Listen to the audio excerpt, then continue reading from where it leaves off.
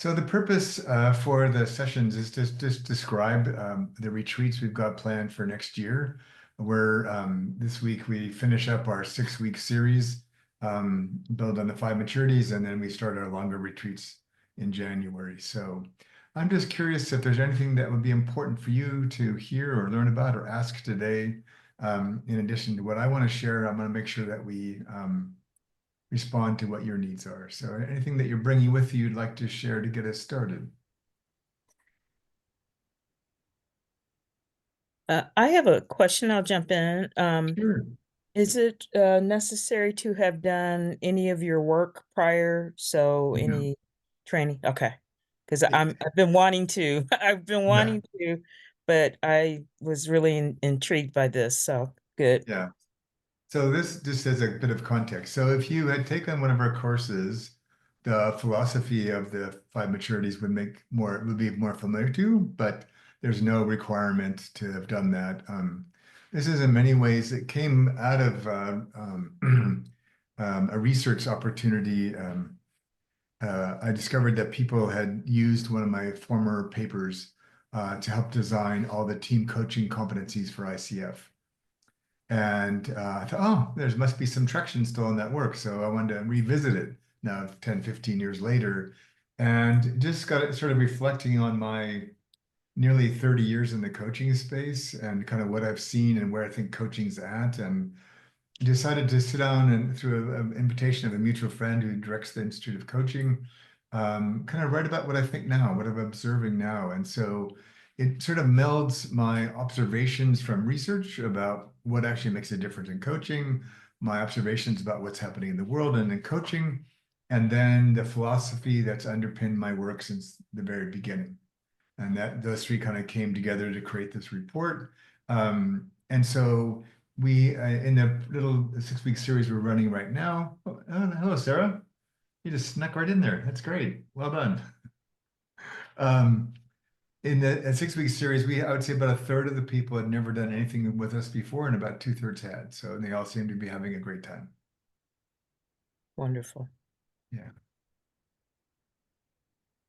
So I'm not sure when you came in, Sarah, but we're just asking people if there's any questions or interests or needs that they brought with them today that they'd like to make sure that we address.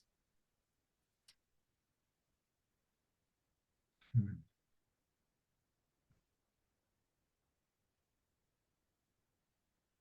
All good for now? Okay. All right, so I love it when Zoom moves things around and fails to tell us. Here it is. Yeah, it's always exciting. Yeah, so yeah, let's get this up.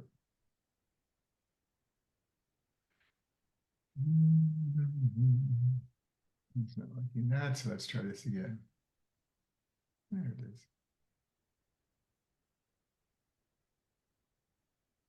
All right.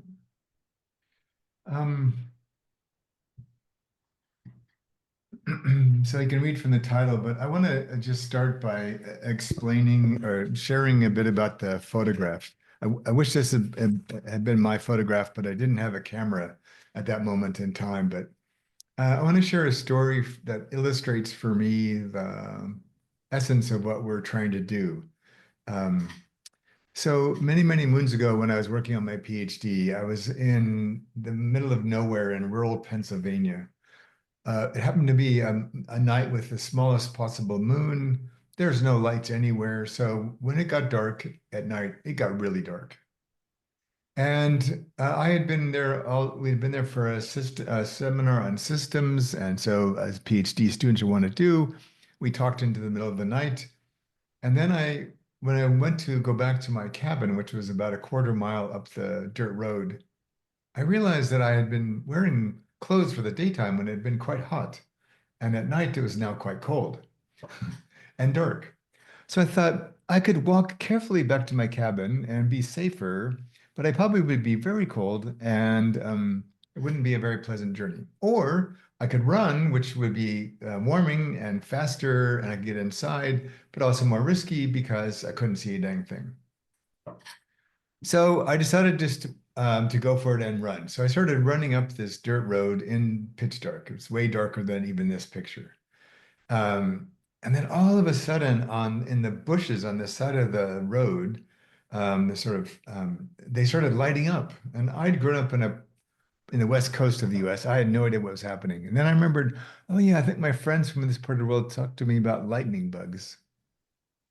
Yes. And what was happening was I realized that the vibration from my feet was activating them. It's because I turned around and it was darkness again. I turned around in front of me to face forward and they were lighting up. And so they basically lit it up all the way back to my cabin. I had private landing lights all the way back to my cabin. Wow. And I just sat on the porch and cried. I thought, this is the most beautiful thing I've ever had in my life. And so when we talk about guiding light, and I'll share this again later, but we're not saying you have to stand there like a lighthouse out in the middle of nowhere and have the storms batter you and just keep bleeping out light. This is more like, how do I act like a lightning bug wherever I am when I notice there's a vibration or a need and just stir things up so that whatever is happening can have more light on it. So the guidance is again not standing there, sort of holding out a lantern or a flashlight.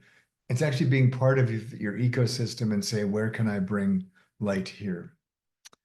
And then, as we'll see, and when you get into if you take the retreat, the more we can do this for ourselves, the more that we can do it for others.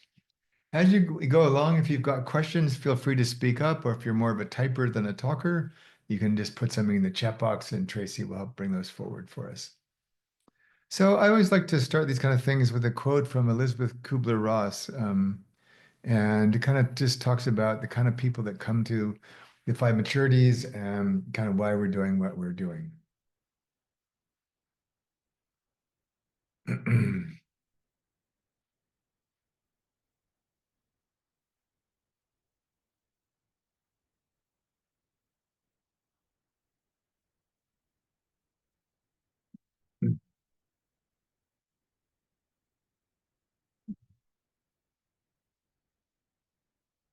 So, one of the things about maturity is it's really difficult to teach maturity.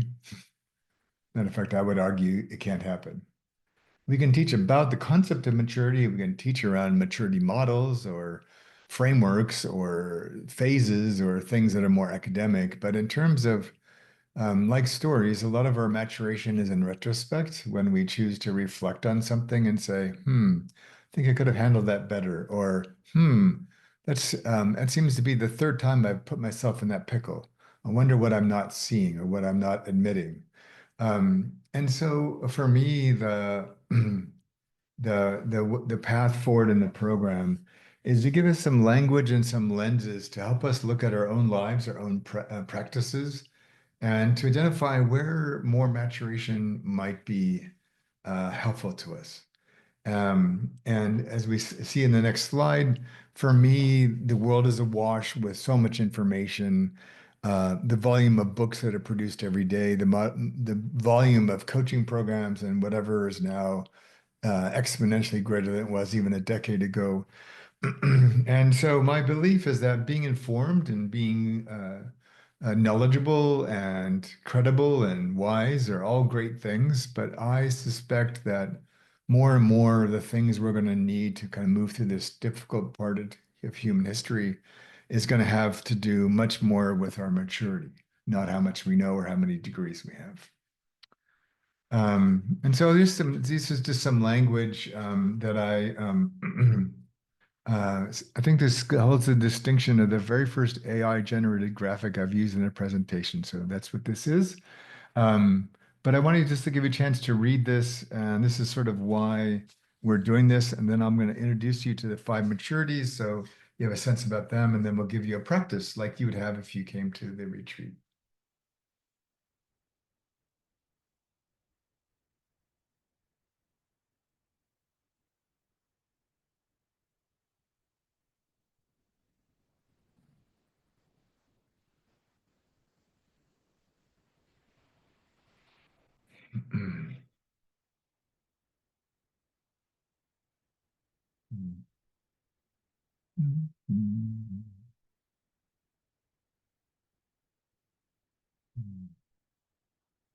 So I'm curious before we move into the five maturities, if this stirs up anything in any of you, any resonances, any questions, any perspectives, anything that this stimulates in you. I think I have something, if I may. Yes, Ivan, please. Yeah, so I actually this speaks to me because I'm the kind of person who I love to learn. I learn, I read, I take courses and whatever, and I have realized that all the information that I'm getting so much information that I don't necessarily absorb it, Yeah. right? I don't retain it because, as you know, retain very little of what we learn. And I've been really thinking about it for a while. I mean, I don't want to be buying books, more books than I can read. And Mm. just reading, even though it feels great, I love it. But Yeah. once I'm done, the tendency is to forget most of it. Yeah. So, and the reason I'm saying this here because I see that the maturity is so important for this is my interpretation to Mm. actually help us to actually not just get lost on all the information, all the mental fragmentation that you have on a daily basis because Yeah. of all the information and being with it. And also, this is something that came up with a new client yesterday. This my new client has this same issue that learning and learning and learning and learning, and Mm. needing to say when to stop and to start to really digest the learning and start using the learning just rather than just getting lost on Yeah. all the information that's out there, if that makes any sense. Totally. So a couple of anecdotes so I had long COVID and a whole bunch of other things for 2 years. Just very recently, 2023 and most of this year. And for a long period in that, I couldn't remember anything hardly. So I stopped reading for the first time since I was 5. And I thought, what if I just kept this going? What if I never read again? And then I've now moved to Europe, and so what once had been probably 3 or 4 thousand books was narrowed down to 150.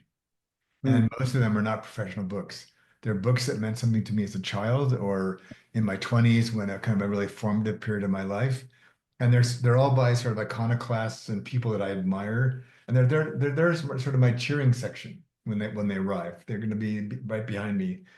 And I thought, you know, I think thousands of books in 4 degrees is probably enough. I think I know a few things, and I'm very grateful for what I know. But I now, how to help myself was I decided I'm only going to read if I already have a project in mind for which very specific information would be helpful to me. And then Mhm. all the FOMO reading, fear of missing out on the latest cool trend or fad or big word, I've stopped doing altogether. Uh, Mhm. um, and as part of that, it's just really moved me to a place of really what I'm being asked to do is to be a better human for my clients. As long as I have the basic capability and the basic skills that are required of me, that a lot of what I'm doing now is based more on my wisdom for all of who I am, not so much of what I know. Um, Mhm. and so one of the things that we will do a lot in the retreat is help you compost things that don't serve you anymore. That could come from giving them away. It could be donating them. It could be recycling them. It could be giving to somebody else who has a need that doesn't have a lot of money. It could be anything. But to return all the energy that you put into some of those things that maybe once served you quite well, to say what would free me up to travel with more lightness and ease, not weighted down by all these things I'm trying to remember. Um, so you'll be in great company with this, Ivan, because the vast majority of people who come to these kind of programs are have been waiting for a long time to be able to do that. Yeah. Great, thank you. Anything come up for anyone else?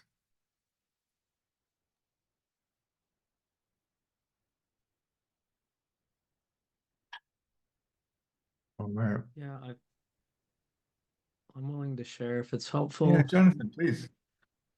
I'm really interested in the collective stories we share Mhm. and providing a space where we can become aware of those. And I think especially where it says free ourselves that are no longer viable for us or our planet, and especially what's been happening politically and the divisiveness. I think that there's stories that we're playing out that we could become more aware of and Mhm. live a different story, talk in a different Mhm. language with each other, and have more unity, even if we disagree on some ideas on Yeah. structure. So I'd be really interested in, yeah, exploring what those collective stories are and discovering how can we have difference or disagreement and appreciate that rather than be separated by those Yeah. things.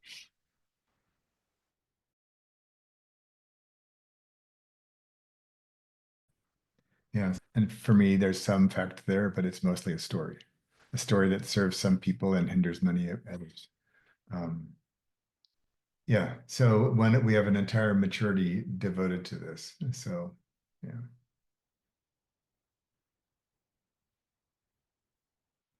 All right. So let me just give you a whirlwind tour of the five maturities. So it's just so we can sort of all look at this, and there's a lot there, but we'll have a little wander through this, and you'll get a lot more on this. We're not going to teach this so much, but every month we'll dive deeply into one of the maturities. So up in the upper left, so it all starts with ourself.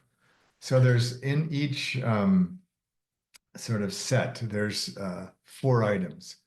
The first one is the primary gift of this maturity and what it serves. The maturity itself is sort of highlighted because that's where we sort of orient ourselves. The word below the maturity is one of the five masteries. So each mastery is supported particularly by one of the maturities. Um, and so, and then the last item in each of the sets is comes from this model called I-beam. So years ago, I did a big project for a big company for 3 years, and as part of that, they asked me to do some what's called meta research on the factors that affected performance at work, and it came down. I'd synthesized them down to five. Um, Traditionally, one aspiration is normally called motivation, but it didn't make a usable acronym, and it didn't encompass some of the things I thought were missing in the word motivation. But these are kind of where we tend to focus, the things we kind of associate with this particular maturity. So, um, so I can just give you an example as we walk through this. So our personal maturity is what we're capable of drawing on in ourself as we work with our client. So if we come to our sessions, as say as a coach, and we're burnt out, or we're exhausted, or we're preoccupied, we're not going to be able to access very much in ourself to serve somebody else because we're just barely getting by ourselves that day. So our capacity is now limited. Our mindset's going to shrink. So we know what it's like for most of us when we feel stressed or overwhelmed or angry. Our mindset is kind of skewed in the direction of those stronger emotions, and we're not able to draw on our better self. So we often end up drawing from our lesser self in some ways. And as we'll see in a few minutes, that a lot of what we're doing here is doing this more for ourselves, so we can help the client do that for himself or herself. The reason why this one in particular is so important is the same reason why every mastery needs a maturity. So we all know people that are very skilled at something, but you don't want to work with them because they're really grumpy all the time, or they're really greedy, or self-centered, or they have immature elements that not only undermine their skills, but also make them very difficult to relate to sometimes. And so this work is really about increasing our capacity so that we have more to draw on to, so we can self-regulate when we feel stressed. We practice good self-care. we're pretty aware of ourselves. If we're coaching somebody around a job loss, we've dealt with grief and losses in our own life, so we can be in that space without getting overwhelmed ourselves. So this is the fundamental bedrock for everything else. So the next one is around spiritual maturity. And this one has to do with what we can see. Um, so one of the things that spiritual traditions offer, literally and figuratively, is they help us often look beyond ourselves, see the bigger picture, um, see dynamics that are in play that we might not otherwise recognize. Um, and so the more, and I mean spiritual maturity in many ways, small s, it has nothing, or may not have anything to do with religion. But it's more that sort of a sense of cosmology, a sense of connection, being part of the planet, etc. But it's all things that allow us to see the dynamics of a relationship when we're working with our clients and helping them see more of what's present. And so that helps us find greater clarity. So we can recognize, oh, I'm projecting my anxiety on my client. What I'm experiencing is not their anxiety. It's if I'm not clear that it's actually mine. And so having the maturity then to step back and say, I need to own my own anxiety and stop projecting this on the client. And this has a lot to do with values and orientations and things that we are trying to achieve, and it helps us to see kind of what's at stake. Um, so, an example of this maturity would be somebody snaps at you and says something that isn't really very nice. And at first you go, oh, and you get really defensive, or your capacity might be low, and you don't stop before you think, you don't think before you speak. And then what if you were to sit back and think, what's more valuable to me right now? This relationship or being right? And so spiritual maturity helps us to see what's unfolding in real time because we just are more um, grounded in ourselves because of our personal maturity, and it allows us to see more of what's possible and more of what's present, with more truth and honesty and clarity.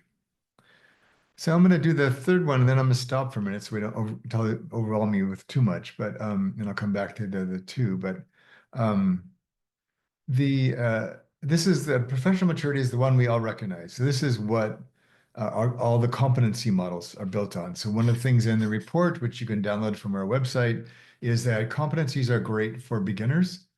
They're harder to be useful as you get more advanced. Because when you get to the expert level or the mastery level of a particular craft or art or skill like coaching, you actually start to understand the dynamics so well you can actually start breaking all the rules. But for now, this is competency. This has to do with our behavior. Do I know what to do? Do I understand the basic processes I've been involved in? I know how coaching is supposed to go based on my understanding of coaching. This is where we invest most of our time in developing ourselves. But I would argue in some ways beyond that sort of beginner stage, it may in some ways be the least important. But again, this is the one that allows us to know, like, what do I do when a client is in distress? Or what do I do when a client has, for the fourth session in a row, failed to deliver on what they promised to do? So we kind of understand, how do I get the basics of this under my belt? So I'm going to stop there and see if you have any questions about these first three, and then I'm going to come back and tell you about the second two.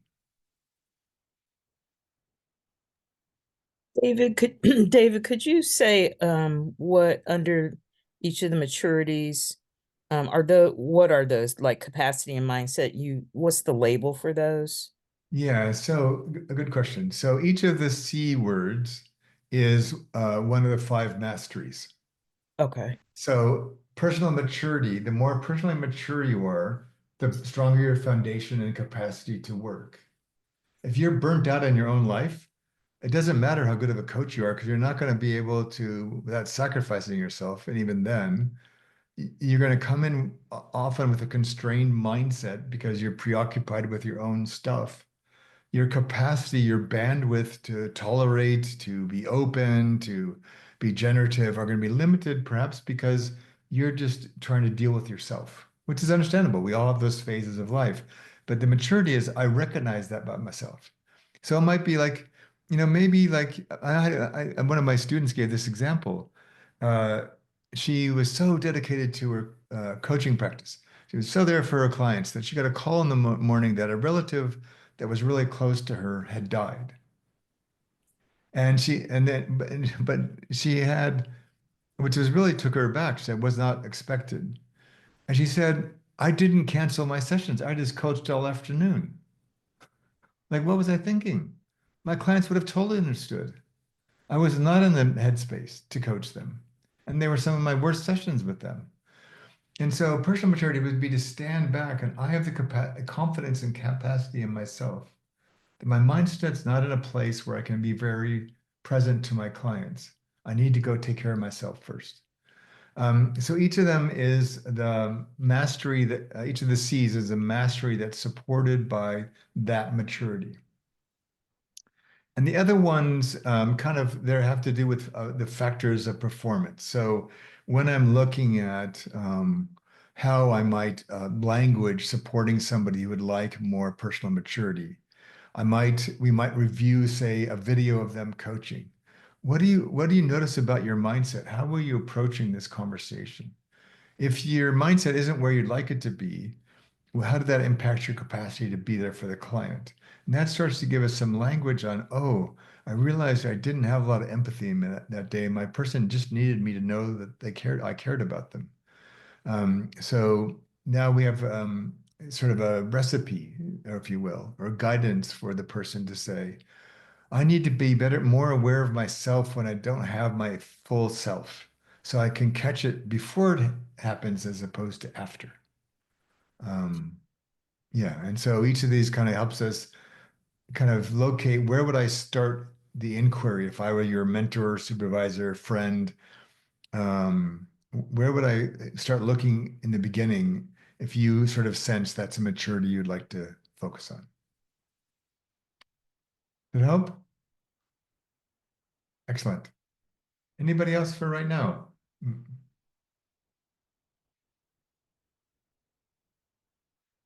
Otherwise, we'll go ahead and talk about the last two. So, oh, go ahead. I had put in the chat a question. You Oh, made a quick distinction between the between spirituality and religion, and I wondered if you could talk about why they're different and how did they interplay? so for me, spiritual disciplines tend to be less tied to social structures like churches and synagogues and religions. And they tend to drift more towards philosophies or ways of life. Um, Religions tend to be sort of codified spiritual traditions, often have formal structures, formal bodies, formal, professionals, etc. I find that um, sometimes spirituality becomes very independent and or doesn't have some of the grounding that religions offer. And but I also find that sometimes religions miss out on the real spiritual work to be done because they're more involved in the structure. And so for me, it could just be I love time in nature. That's where I feel most at home. I feel most at one with everything. I feel rejuvenated there. I feel connected. I feel it makes me appreciate things more. So there's no need for any theology for that person, but they would have some practices. Like so, when I moved, I lived in Portland, Oregon. I had a nature preserve literally 1 minute from my house. I just walked 50 yards down the street, and there I was. And so for me, whenever I'd have kind of a really overly full day or maybe some difficult, coaching sessions, I would just get up and go spend a 20-minute loop in the big trees, and I'd feel rejuvenated. And so then I could be back in right relationship with myself, with my work. Um, and some people find that in formal religious traditions, some don't. Um, theoretically they have a lot in common, but in reality, my experiences, they often don't. Yeah. And I guess, in practically speaking, we've had people in our programs and events from all the major religions in the world. They all get along fine. They're kind of away from the structures in some ways and the language, and they can kind of be the best of what that represents for them. But we also have people that are really not into religion at all, and so I don't want them to feel like I've got to be religious to come to this. It was part of my background. It's not so much anymore, but that training was invaluable about how to be with people. And that's what I choose to focus on. Thanks, that's helpful. Yeah. Um, so the last two. So um, one of my critiques of coaching all along has been that it's really focused, in my opinion, too much on the individual. So my first degree was in sociology, so I can't not see systems. And one of the things that struck me and why I created narrative coaching was I felt like A, most people are not goal-oriented the way that people are often taught in coaching. And B, they assume that the people have everything they need to be able to do what they said they're going to do, which in reality, most people don't. Mm. And so one of the things we do a lot of narrative coaching is we try to help our coaches understand people are coming from social narratives from which their story was formed. They're going to be returning to social narratives when they go back to work or go back to their community or go back to their family.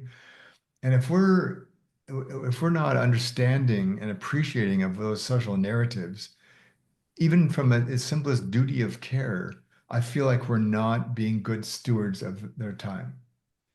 And so if I think of all of the cultures and backgrounds and geographies that are represented even on this call with this small group, you each came to this call with a completely different context from which you came. Culturally, in terms of gender, in terms of geography, in terms of all kinds of things. And so social maturity is really around, this is where wisdom starts to come in. It's not just and the word well here is not just in terms of performance, and it also has a lot to do with wisdom. And if you've ever traveled, you know that like you'll say something or do something which back home made complete sense to people and was actually seen as a positive thing. And the people you're doing it with now are insulted. Like, how did that happen? Because it's, we just, like, for example, here in the Netherlands, these are very pragmatic, blunt people. So in the beginning, I was just devastated because they were just like being critical all the time. Then I realized, no, they actually cared a lot for me, but they just speak in a very different way than they do on the West Coast of the US.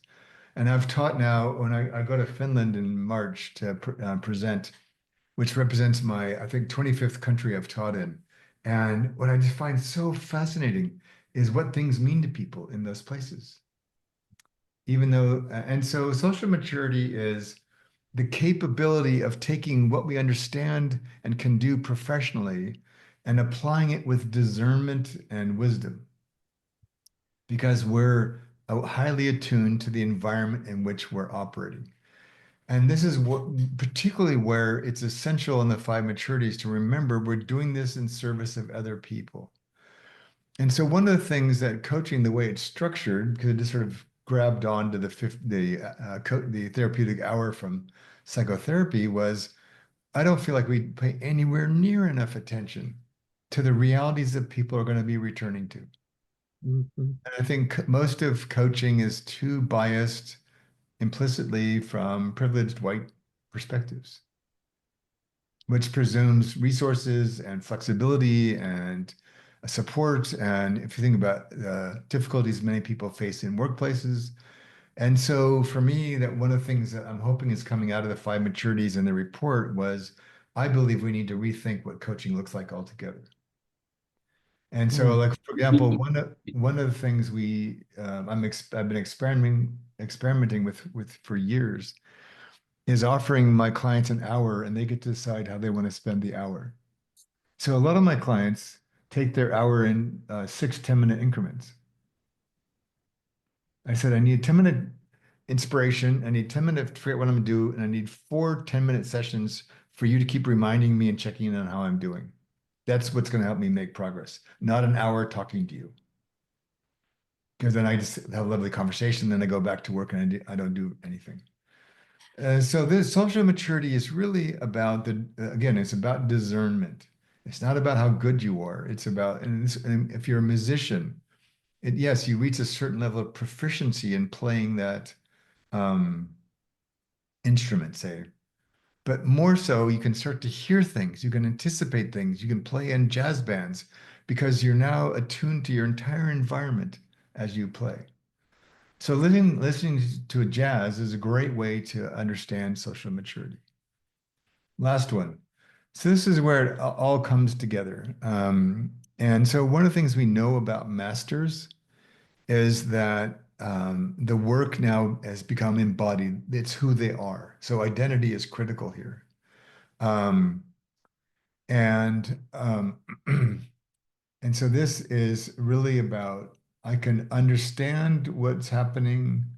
I can articulate what's happening. I can achieve good things in service of outcomes because I know what I'm doing, right? I have credibility internally because I understand why I'm doing what I'm doing and what I think it means and why I'm choosing to do that, but also externally because it seems to be working and I can adjust if it's not. So contextual maturity is to being able to do all 5 of these maturities at the same time. And then discerning where from this do you need to draw to help do well, but also where do you need to focus your energy, particularly in, say, reviewing a particular session that would allow you to kind of zero in on what you might need to improve. Okay. So I'm going to stop there and see if there's any questions about these, and then I would like you to we'll do a little 5 or 6 minute guided practice to get you to explore this for yourself, and then I can so I'll walk you through some of the details of the retreat itself. But anything that's coming up for you now that you'd like to ask or share?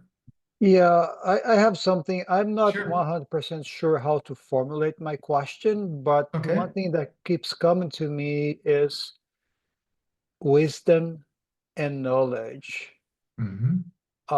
and how this all relates to that. And I think that relates to what I mentioned before too, about Mm-hmm. learning and learning and learning, accumulating knowledge, but that doesn't mean that I'm wiser because of my knowledge. So Correct. I don't know, it's just something that's come to me. And again, and I'm not sure how to formulate the question to you, because it looks like here, all of that, it seems to me, is to help us become wiser in a way Yes. Yes.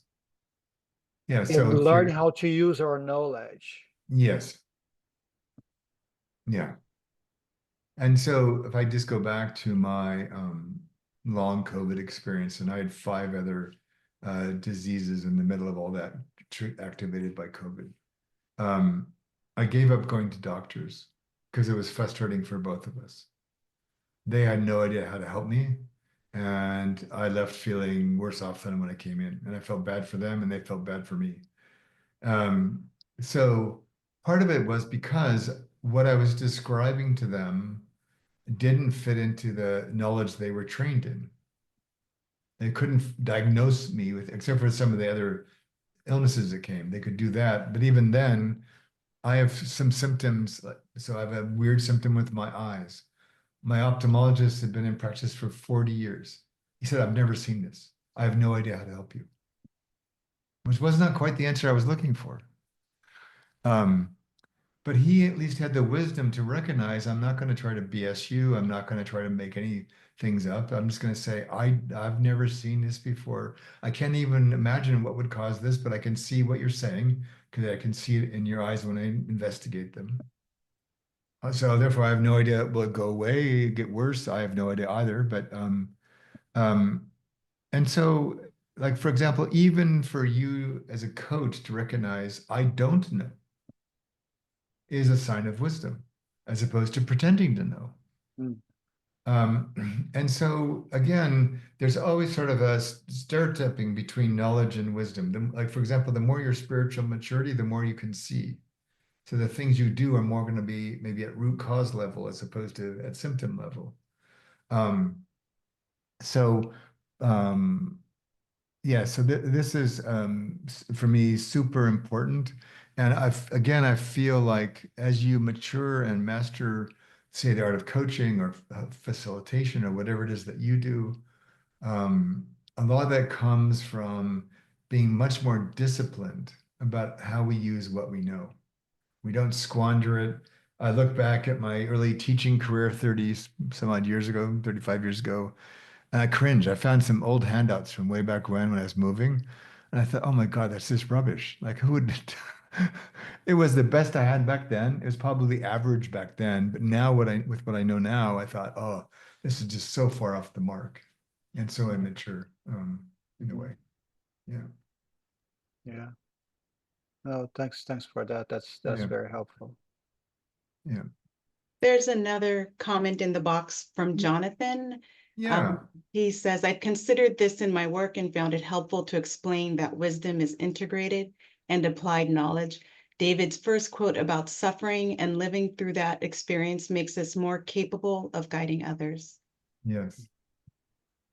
Very, very true. I just wanted to say, I didn't know, if, David, if you wanted to comment about Jonathan's beautiful. No, what more is there to say? It's all good. Yeah, Yeah. it's all good, and I appreciate Ivan's Yeah. reflections.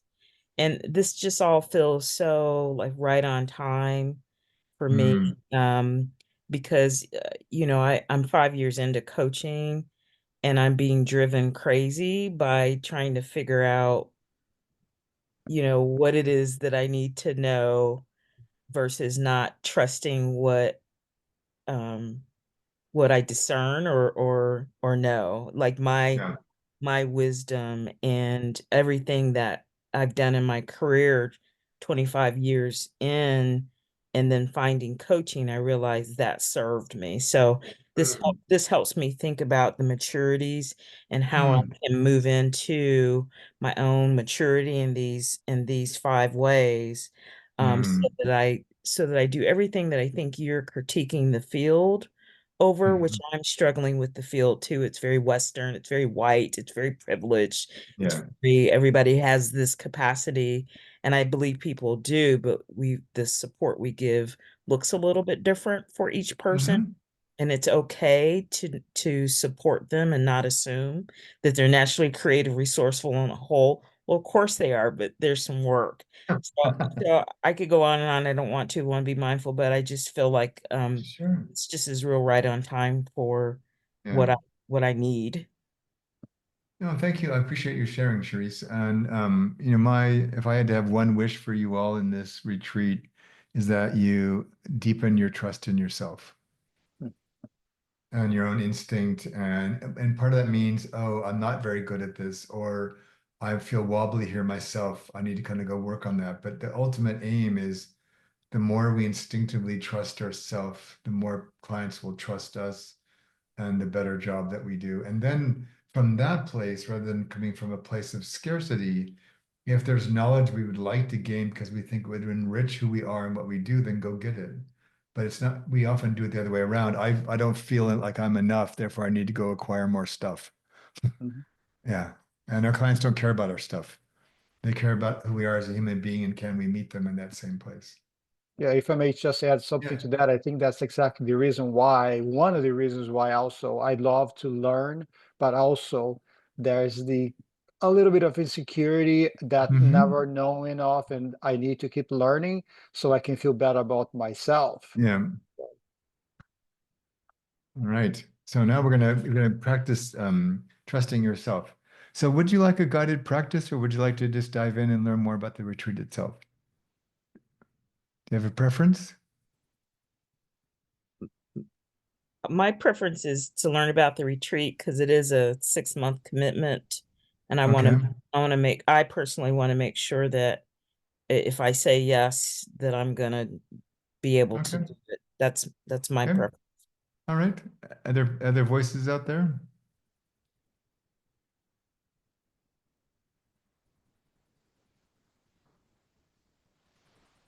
All right.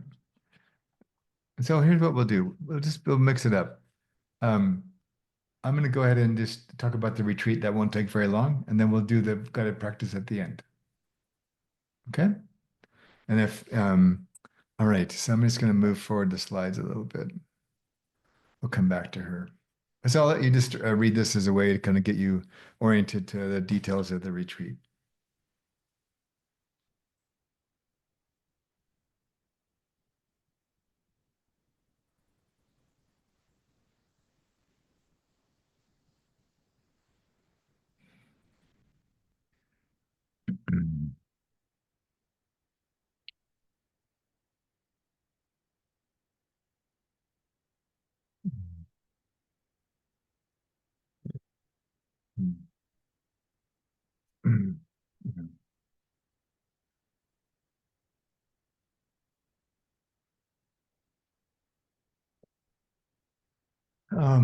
So we're launching this whole learning community next year, and one of the things I've convinced a colleague of mine from our community to do with me is we're going to have these quarterly sessions called Plainly Speaking. And it's something we have a WhatsApp thread that's been running for 3.5 years, one thread. And it's a place where we can each come speak plainly. And part of what the retreat is really designed to do is kind of begin to really refine what we have and find ways to bring it more directly to who we are and what we are doing. And so it's not about being brave or kind of like I can do this and like standing stoically on a cliffside. It's again, like I said, it's more about finding a community of fireflies and lighting up the path for somebody. And so the way what's that looks like practically is this. So it's going to be there's 12 live sessions, two for each of the five. Each maturity will have 2 sessions, and then there's a beginning session and a closing session. They're at these 2 times of the day. You can come to either one, both of them, whatever your schedule allows and your part of the world allows. They're all recorded and in a secure space for other registrants, so you can always either listen to one again, or if you've missed someone for whatever reason, you can come back and listen to it. The live sessions are the same basic structure. The first session for every pair is sort of an initiation. It's sort of introducing the basic components or elements of that particular maturity. And then we send you off with some assignments and some small group conversation topics, and then we come back and sort of hear how it all turned out for you and help you integrate kind of what you've learned around that maturity. There's a whole bunch of resources and assignments that you can use to enrich your journey along the way. My advice always is use them in whatever way serves you, which could be recycling them, could be adapting them, could be doing them verbatim. But again, as you build up trust in yourself over the 6 months, we're going to assume that you'll be more and more astutely aware of what you need. So I think these are all magnificent assignments, but one of them might not speak to you. But if you said, oh, if I put this word in or framed it this way, that would work better. So again, part of it's trusting that you'll know what you need to know, and you'll be able to use all these resources in the best way possible. There's a forum space just for participants in this program. So we've kept it at 40 registered people so that we can keep it relatively intimate. It's a place where you can post questions, share your reflections, connect with other participants. If you've noticed in one of your breakout rooms that somebody was working on the same thing you were, you might want to just catch up with them and help each other. We've got these peer pods, which again allow you to kind of drop in because you'll be witnessed and supported. We'll help you organize those around your time zone. And then one of the things we experimented with the latter part of this year was we'll have a handbook, which we've always had, which has all the information about how to get the most out of the program. But we're going to put all the slides and spaces for journaling in the handbook itself. So the core information and a space to reflect and write are all going to be in the same place.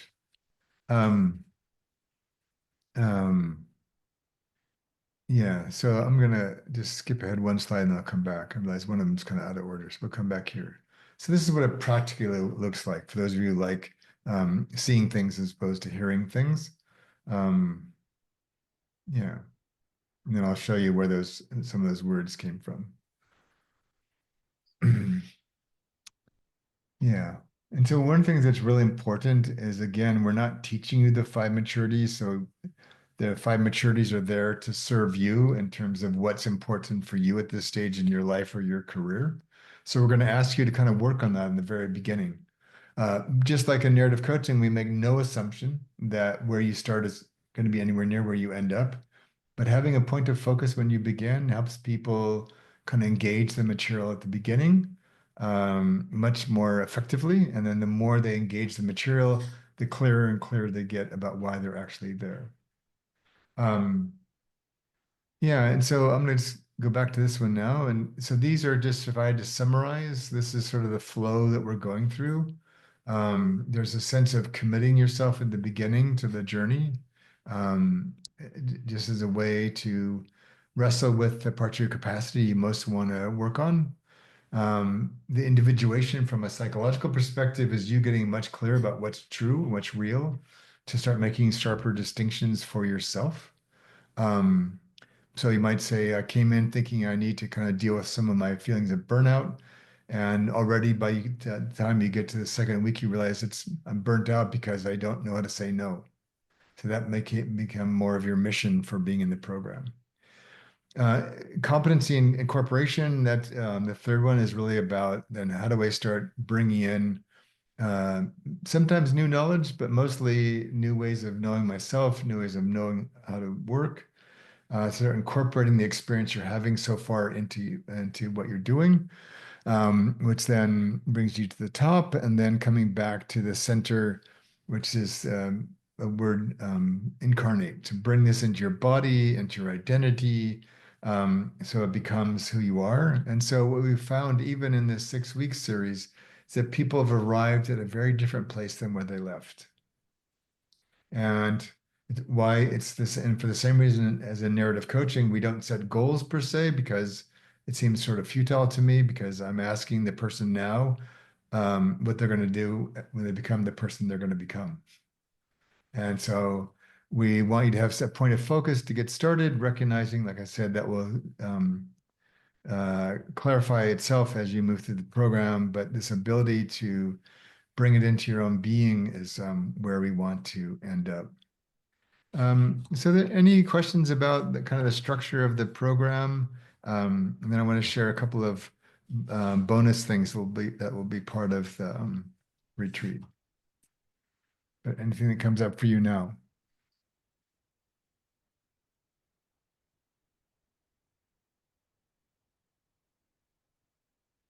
Okay. All right. I want to just share something. So over the years, over the last decades, I've taught a lot of workshops on a variety of other topics.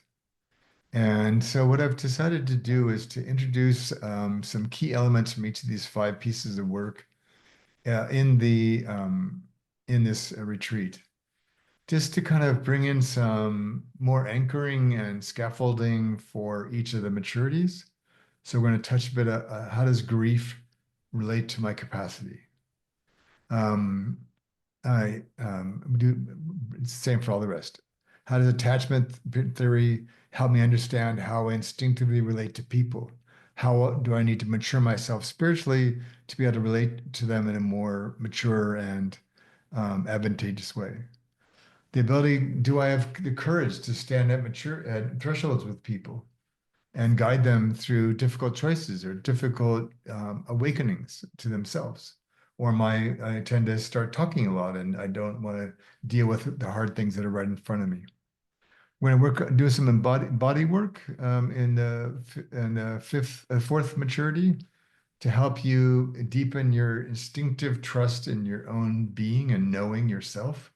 And then lastly, we'll do some work from Jung's work on the shadow to look at what might be getting in the way of you being able to identify you and your identity to be such that you could actually work this way. So maybe you discover that in your shadow is a drill sergeant, and all your life you tend to pacify people, you try to please people, you are very accommodating, which are all great strengths until they're overplayed and they sometimes do you in. So your shadow might be, I want to yell at people and tell them what to do. Not because that's how you want to live, but because that's energy that you might need in the coaching session someday. And if you don't have access to that shadow in yourself, you're either not going to call on it as part of your capacity, it's not going to be part of who you are, or when you do call on it, it's going to come out in a very immature way of you yelling at your client, which is not usually very helpful. So we're going to drop some of these sort of nuggets of resources in each of the five maturities, just to give you some language for and some resources and ways of thinking about yeah. So so this is sort of a summary of kind of where we are, and then we'll back up and help you through a little practice yourself. Yeah. All right. We sort of this summary of what we've said so far. Here's the link, and this will be in the video, but there's on our website, you can link to the report itself. And these will be our heroes, these two little kids. We use them a lot in our programs because as adults, like we have some guy over here on the right trying to look cool, just sort of standing there, pretending he knows what he's doing. These are stories I'm making up about them, but and then we've got these three people in the middle. They're more interested in socializing, and one of them told a joke, and the other one was laughing so hard she fell down. And if you were at a beginner's ski slope, the way we explain this is, and you were there, all these people, all these 6 people were here to because they've never skied before. The people at the top are there to learn how to ski. The kids are there to ski. There's a big difference because what the adults mostly are there is to learn how not to fall down and hurt themselves and look stupid. So even though the adults have more strength, more coordination, more life experience, more whatever, guess which group of people learns how to ski sooner? It's not generally the adults. The kids just go and they fall down, they get up and they ski some more, and then until they figure it out. And so the retreat is not, again, there'll be plenty of time to talk to each other, to reflect, to write, etc. But ultimately, we want you just to lean into the maturities to see what you discover. Go down the hill. You can only learn so much about maturity standing at the top of the hill. All right. Any other questions about the retreat itself? Otherwise, I'd like to give you just one of the practices.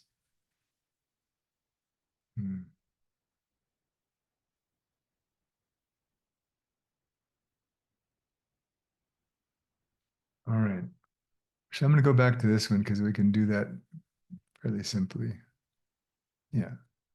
So what I'd like you to do, so one of the ways that we can discern what we might need to mature around is not only in terms of just observing ourselves or being observed, but also looking, for example, at people we envy or admire.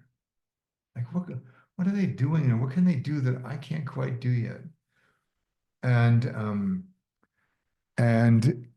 when I was like for myself, I was quite shy when I was young, and I didn't think I had anything valuable to say, so I just didn't. And then there was a person, an adult in my life when I was about 10, we were in a class, and she called on me to speak on behalf of the class. I had never spoken in front of anybody. I was petrified. And she said, and she was a beautiful singer, very confident, just could speak about anything, anytime. And I said, wow, I wish I could be like her. And and um, and she said, no, I think you got this. I'll help you. And so I did. I spoke in front of the group, and it went pretty well. And my friends were, hey, not bad.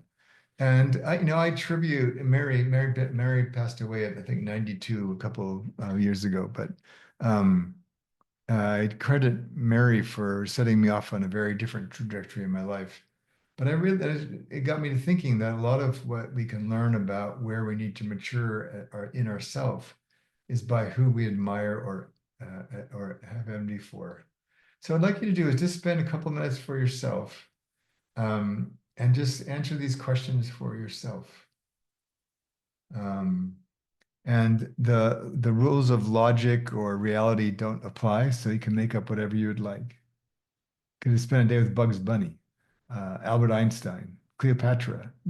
Um, just answer the questions, and then I'd like to just give us some chance to the degree you would like to share what's important to you about what you came up with, and then I'll talk to you about how it relates to the retreats and the five maturities.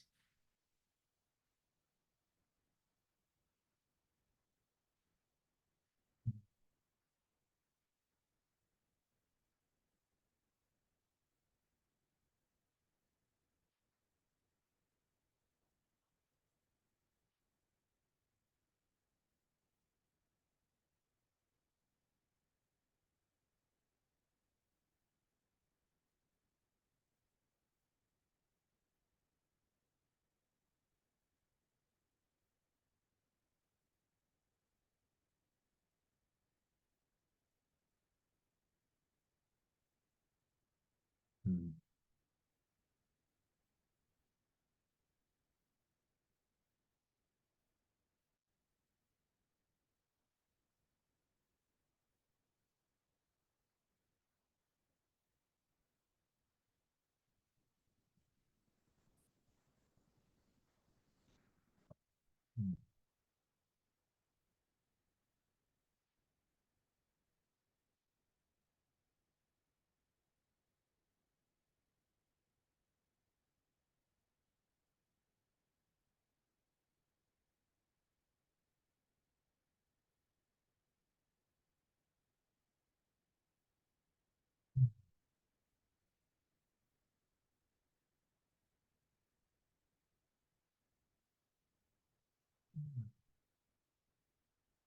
Give you another minute or so to finish answering the questions, then. Um, mm.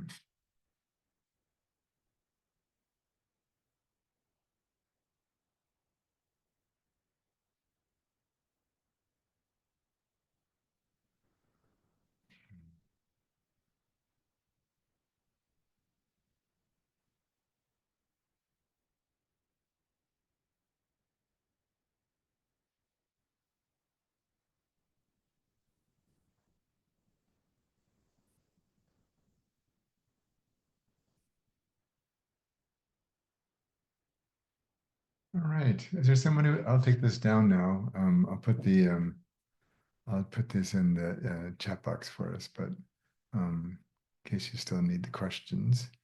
But I just would like to just check in and see if you'd like to share.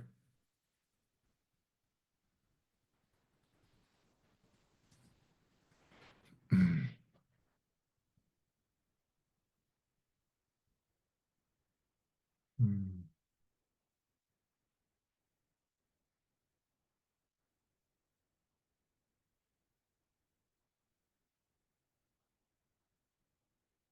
Anybody like to tell us about their person?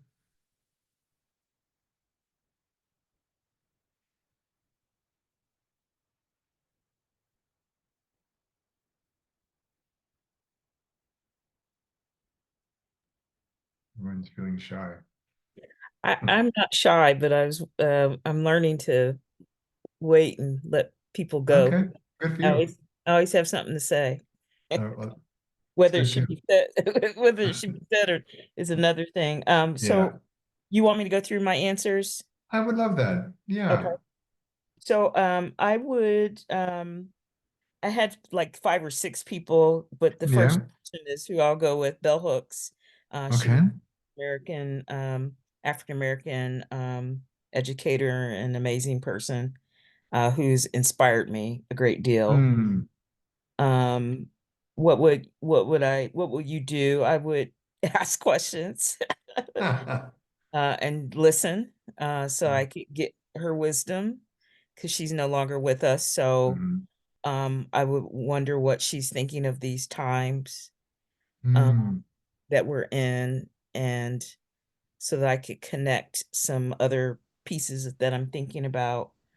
What will we talk about? I think ultimately, um, how to be real in the face of death, and violence and all of the injustice in the world, Mm. um, and be able to stand in the fire and Mm. be courageous because I think that that's what's needed.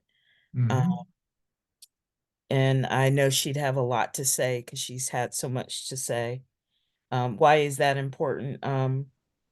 I think that that's what's needed to be of courageous heart in these Mhm. times when the reality is that our planet is dying, and we soon will die as a species. And so how to be one of your fireflies that you're Yeah. talking about when I thought I was a lighthouse, but it makes much more sense to join in community with others. And so that I think that's what would help. Mm. That would help with my maturity around. I love what you're saying. What do I need to compost? What no longer serves me because I don't have the right beliefs and mindset to shape my behavior. And the reality is my life cycle will end probably in the next 20 to 30 years. So how can I make the most of it? So Mhm. that's what I would do. Okay, great. Hmm.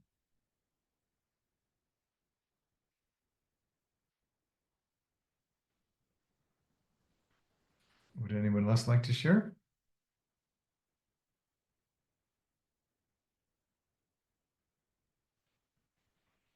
Hmm. I I may try.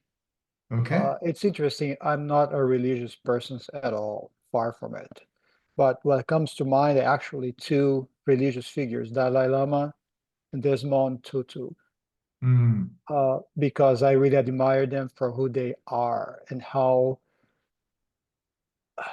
their own philosophy of life, if you will, how they how important for them is to Dalai Lama is always smiling and laughing, you know, it's like there's this warm that he transmits that it's feel that it's so contagious in a way, and there's so despite everything he's gone through and gone and done, there's a sense of peace. And Desmond Tutu also, I mean, I think he's an incredible, amazing Hmm. person. His philosophy of life is just amazing, despite the religion, because they are on the opposite religion. And actually, I do think they are friends too, Yeah. which is quite amazing. Um, and I think the most important thing that I would talk about is equanimity, you know, and having that sense of peace despite everything that's happening, everything that's going on, not with ourselves, but with the world in general. Uh, and that is important to me because that really relates to what I really believe in respect to all beings, dependent of who they are, what they believe in, and so on and so forth. And for me, it's something that again, it's very important to me, but it'll help me mature because I'm not sure if I am not necessarily in sync with those very important values to me. Okay. All right. Thank you. Hmm. Thank you, Ivan.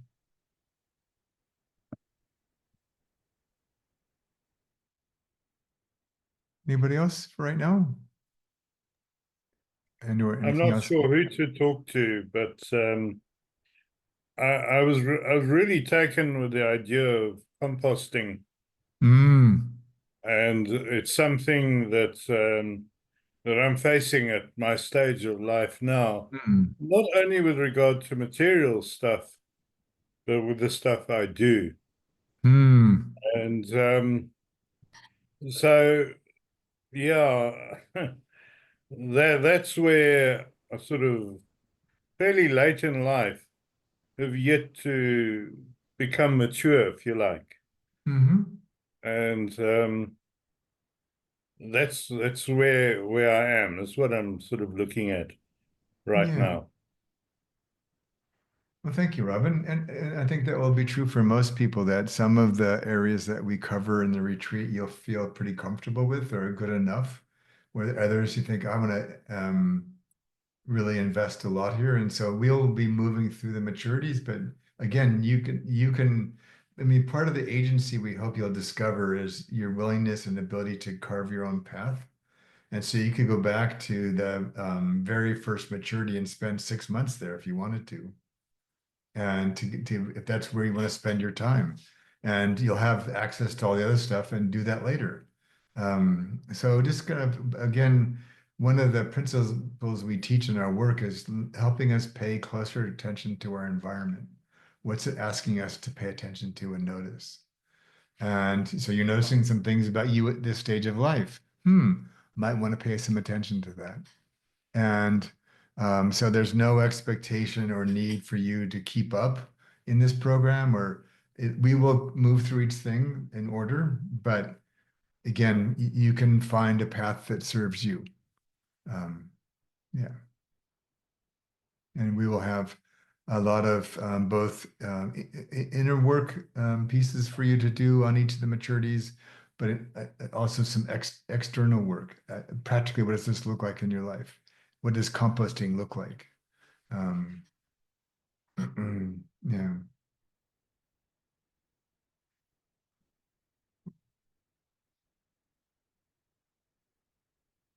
Anyone else?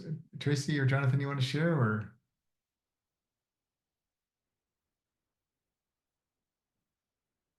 If not, that's okay too. All right. And anything else that you've, I'll put up the last slide again so you can just have the address, but it's on it so that you can look back at this. But yeah. Oops, sorry, too far. So here's where you can find there's more questions here you can have answered. Also been registered here on this link. And then if you can just call write Steve on our team at this address here at the bottom if you have any further questions that you're not getting answered. And otherwise, I hope that you'll come and join us in January. It'd be wonderful to have you. And David, nice. David, a question. Will this be the only time that you do this retreat? Will you offer it next cycle? Yeah, so we'll offer it again in July. Okay. And if there's a massive demand, we might do more than 2 a year, but right now we're just planning on doing it twice a year. Okay. Yeah.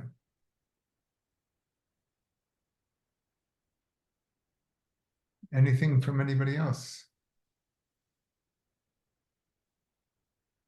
All right. Well, thank you so much for your time. I really appreciate it. And I hope you'll come and join us and that our paths will cross again. Thanks, Dave. Thanks, everybody. Take Thank care. you. All right. Bye-bye, everybody. Bye. Bye.